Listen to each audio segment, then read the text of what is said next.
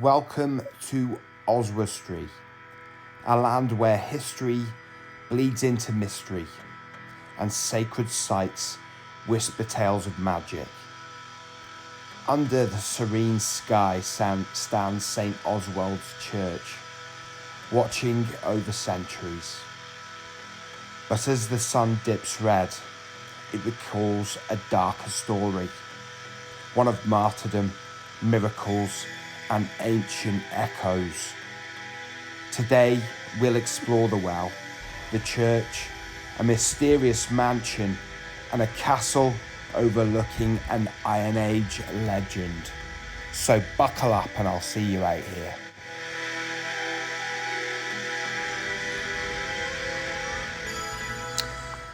So we're here in Oswestry, diving into its sacred mysteries. Let's uncover the blood magic and history together.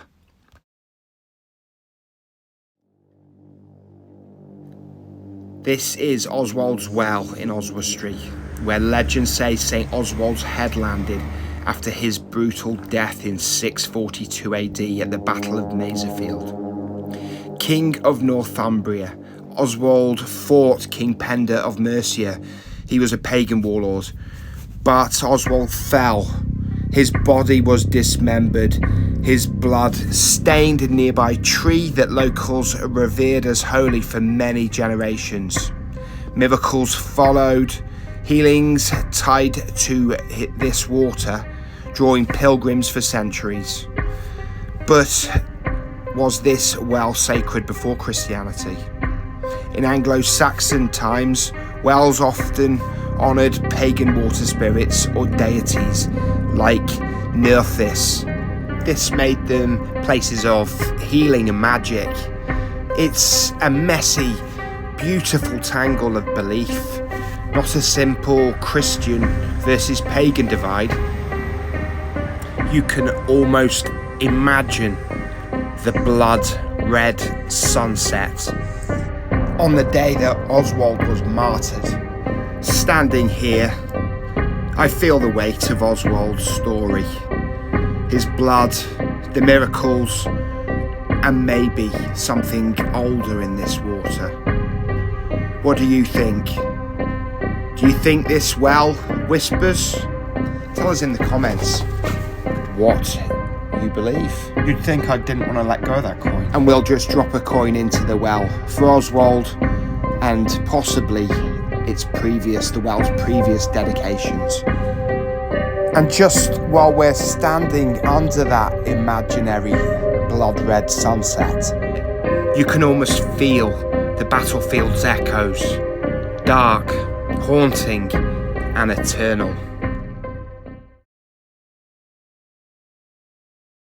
St. Oswald's Church looms over Oswestry. Its tower nearly 1,000 years old, built on land where Oswald's legacy lived on. Dedicated to the martyred king, it survived the English Civil War, used as a stable by Roundheads. Then rebuilt in the 1870s, this carved cross, Christian, surely and probably fairly recently, but its intricate knots feel older, maybe Celtic, hinting at pagan roots in the region.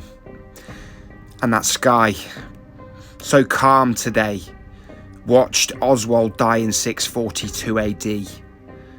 I can't shake how serene it feels, knowing what happened beneath it.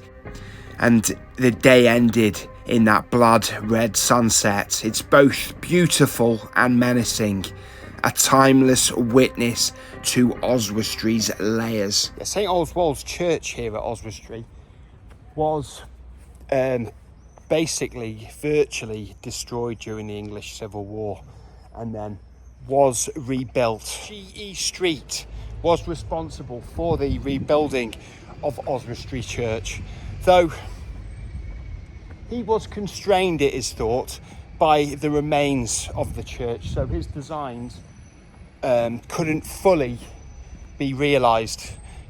Too much of the medieval church was remaining, so it was an awkward rebuild, and he did as well as he could, I think. And I think the church looks blooming fantastic and imposing, and even the Victorian bits. St. Oswald's church stands as a testament to his legacy, but Oswestry's name, possibly Oswald's tree or cross, hints at the blood and magic of his 642 AD death, blending Christian reverence with pagan echoes in this Welsh-English border region.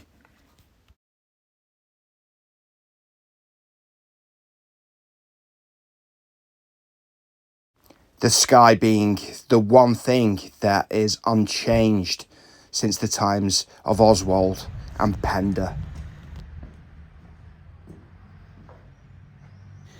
And while the interior of the church is evidence of the various restorations and architectural styles in use, and it has been criticised for its overuse of arcades, I think it is actually charming, and although cluttered somewhat, the age of the building is evident, and there are clues around the place that give this away.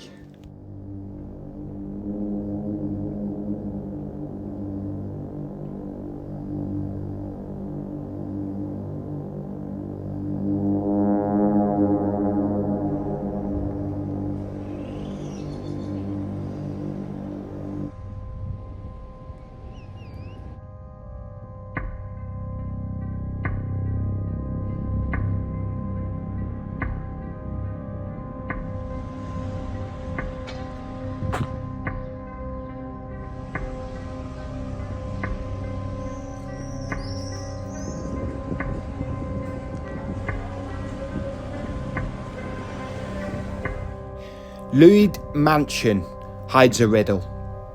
The double-headed eagle marks 1604. Legend says Murg Llwyd earned it at the siege of Acre in 1190 from Austria's Leopold V, a crusader honour. But history suggests that's unlikely. Leopold used a single-headed eagle, and the double-headed eagle symbol didn't actually reach the West until centuries later from Byzantium or the Holy Roman Empire. But its roots go back 6,000 years to Mesopotamia and the Hittites, symbolising power and divinity. Maybe the Llwyds adopted it in the 1600s to claim status, tying Oswestry to ancient magic. So this double-headed eagle, ancient, mysterious. What's the story, Oswestry? Thank you in advance.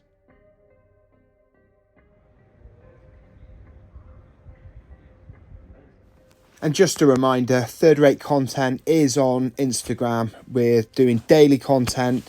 There's always something going on over there from our point of view, and you get to see content you might not see over here on YouTube. So if you're on Instagram, do follow us, and if you got a public account, I will follow back. Thanks very much, and see you over there.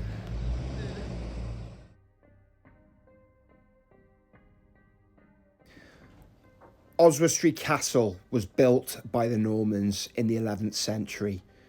It guards this land. Maybe even saw the chaos of Maserfield in 642 AD. Climbing its ruins, you feel the weight of history. Welsh, English battles, sieges and border tensions. From here I see Old Oswestry's Iron Age hillfort, 3,000 years old thought to be. Possibly linked to Guinevere and the rich Arthurian lore of this region. Before Christians or Normans, it was a pagan sacred site. Earthworks for rituals, maybe honouring gods like Lugus. This landscape connects Oswald's well the church and the castle into a web of sacred magic, Christian blood and ancient echoes. Yeah, we've been here before. And I said to myself I wasn't going to climb up the castle today, but before I knew it, here I am stood at the summit of it. Norman built Oswestry Castle wasn't just a medieval stronghold. It guarded this borderland through chaos, even into the English Civil War.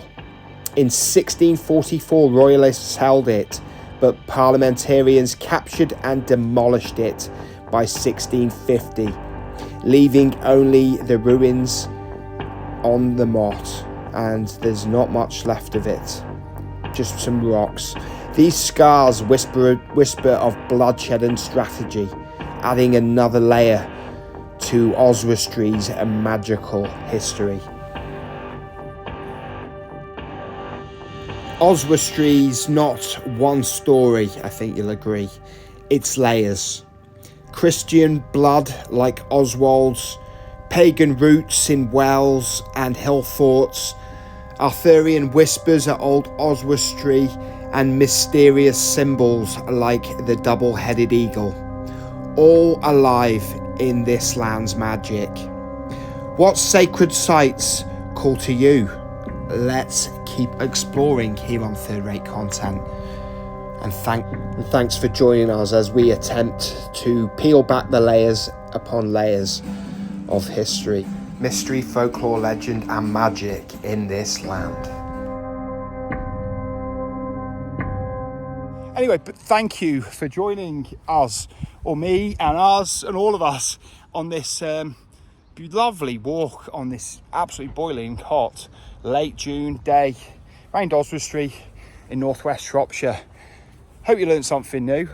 I did, even if it's stuff that I forgot from 2.5 years ago. No, I tried. I'm joking. I did try to give new information today, and we sort of visited new sites and sort of came at Oswestry with a new angle. So if you did enjoy, do think about leaving a like, subscribing if you haven't already. Big thank you if you have. And leave a comment if you like. I read them all and I like to chat where appropriate and applicable. But if I don't see you soon, I'll see you 3 times as soon. Third Rate Content. Sign out. Bye bye.